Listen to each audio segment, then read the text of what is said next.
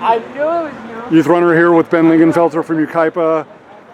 Not the easiest start, obviously, in the boys' shot put, but all that matters is 55.5 in the third round. Looked like you were going big in the fourth round as well. But I mean, was there any uncertainty? Was there any anxiety or nerves after those first two rounds? Because I know what you're capable of. You know what you're capable of. Yeah. But obviously, not a position you want to be in going into the third attempt.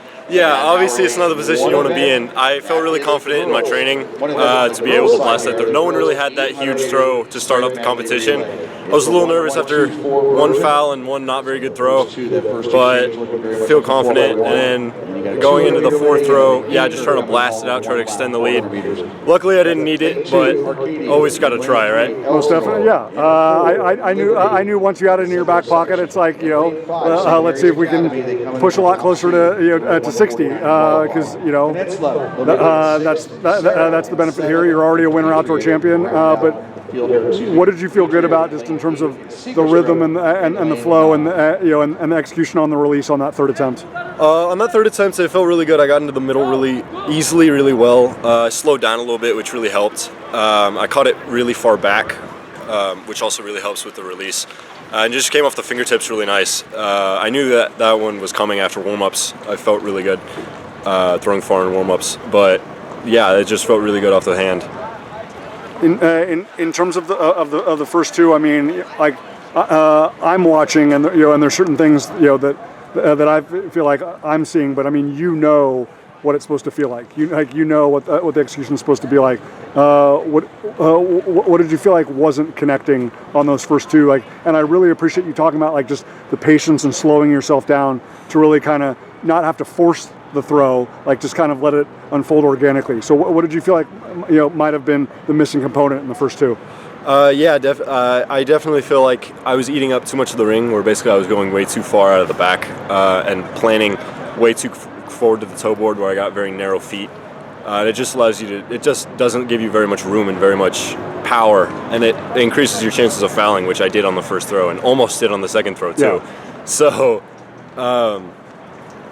are you thinking at that point over after those two, or are you thinking in any way about like do I need to be safer, or do I need to be need to be more ambitious? Because obviously in this competition, everybody was going to get four, regardless. So it's a different scenario than like, coming back to the Arcadia Invitational in April, or CIF Southern Section postseason, where it's like, hey, I got to be in a certain place, by 3 rounds, to make sure that I get the next 3. But today, knowing that there was going to be, 4 irregardless, like, did that affect your mindset or your approach going into round 3? Right, a little bit. It's kind of both. Being a little bit more cautious and being a little bit more aggressive, because you want to be a little bit more cautious out of the back to make sure you really set your throw up really nicely. But then once you get to the front, it's all out, and you don't want to leave anything back, even if, everyone's guaranteed 4 throws. So even if I foul out, there's no risk of like, oh, I didn't get the extra 3 throws to qualify, and it's just, so everyone gets 4 throws, just go all out on all of them. Gotcha. That was kind of the mindset going into it. I mean, obviously you're very present in the moment today, Ben, but are you also visualizing like how you want to feel, just the overall energy when you come back here in mid-April? Yeah, definitely. I've never competed at the night meet, and I'm really hoping that I can get there with the marks that I've put up last season and hopefully at the beginning of this season. 100%. And it's just a different atmosphere. And I love the Arcadia Invitational. It's absolutely my favorite meet of the year. The ring's great, and I feel like setting up. Last year I threw 44 at this meet. This year I threw 55, so definitely setting myself up for a lot bigger things in the future. I'm so glad that you shared that, because I knew it was that huge improvement. And again, I'm never a prisoner of what somebody does on February 6th or 7th in this year, February 8th, right? But I know it's a point of pride for you. So the fact that you have elevated so much, already on February 8th of 2025, like just what does that do not only for kind of affirmation that we're doing the right things in training, but also even more motivation that it's like I'm already 11 feet ahead of where I was at this time last year. Like there's no ceiling on the potential. Like let's shoot for 16 above. Why not? Right. I definitely shoot for 60 and above. I'm not in the same place I was last year. I'm in a much better spot. I didn't quite hit the PR today that I was kind of hoping for, but it's been kind of rocky this week in training. I came down with a little bit of cold earlier in the week, but I'm mostly over that, so I'm not going to give any excuses or anything like that. Absolutely not.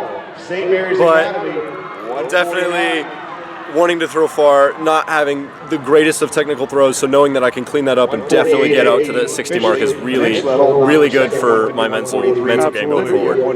Obviously, there's some big early season opportunities. Kind of continue to build that momentum and really pay attention to the details and sharpen things up. Like, just what is front of your mind right now? I know it's still very fresh and very immediate, but what's front of mind right now in terms of the things that you want to address the rest of February and March, to kind of get yourself in that position where, if the crowd is electric like it always is and the competition is going to be incredible like it always is here, that you feel like you're going to give yourself the best opportunity to explore 59, 60 and beyond. Right.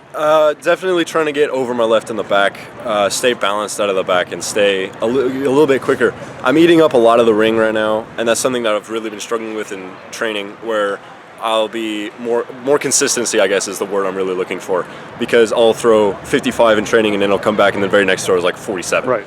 And so that's not really what you want. I want to get all my throws out to that 55 mark. We want what used to be the ceiling. We want that to be the floor. Exactly. To allow you to explore a new ceiling. So you don't want a higher ceiling, you want a higher floor. Yeah, absolutely. So that's definitely what I'm working on. Well, I love it, man, and I love the competitive spirit and you being able to erase those memories from last year and create new ones today. 55.5. He is the California Winter Outdoor Champion. We want to see him in the hunt for many titles come May and obviously to be in the night meet here at Arcadia in April. Ben Lingenfelter from Yucaipa, well done, man. Thank you.